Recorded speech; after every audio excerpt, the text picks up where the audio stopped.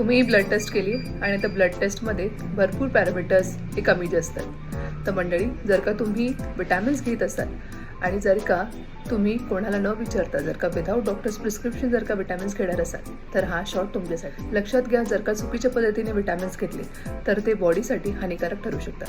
तर चला आपण बघूया विटॅमिन्स कसे आणि केव्हा घ्या. तर सगळ्यात प्रथम विटॅमिन डी कधीही पाण्यासोबत घेऊ नये. जर का तुम्ही घेत असाल तर ते खूप चुकीचं आहे.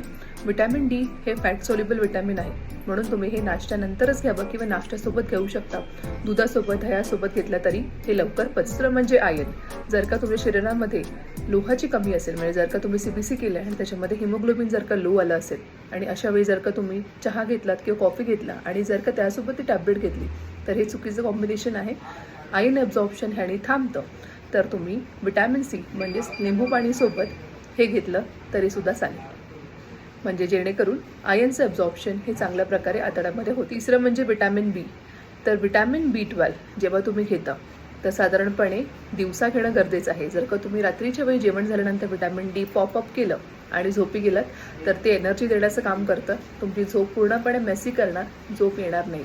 म्हणून विटॅमिन बी हे नेहमी दिवसा घ्यायचे. चौथं म्हणजे कॅल्शियम. जर का शरीरामध्ये कॅल्शियम कमी असेल आणि जर का तुम्ही कॅल्शियम आणि आयर्नच्या गोळ्या एकत्र घेतलात तर आयर्न आणि कॅल्शियमचं ॲब्झॉर्प्शन हे एकत्रित होत नाही. म्हणून तुम्ही आयर्न आणि कॅल्शियम दोन्ही टॅबलेट चालू असतील तर आयर्न तुम्ही मॉर्निंगला घ्यायचे आणि कॅल्शियम तुम्ही रात्री घ्यायचे. छोट्या चेंजेस आहेत पण त्याचा मोठा इम्पॅक्ट होतो. तर तुम्ही कोणती चूक करताय हे आम्हाला कमेंट बॉक्समध्ये अवश्य सांगा. धन्यवाद.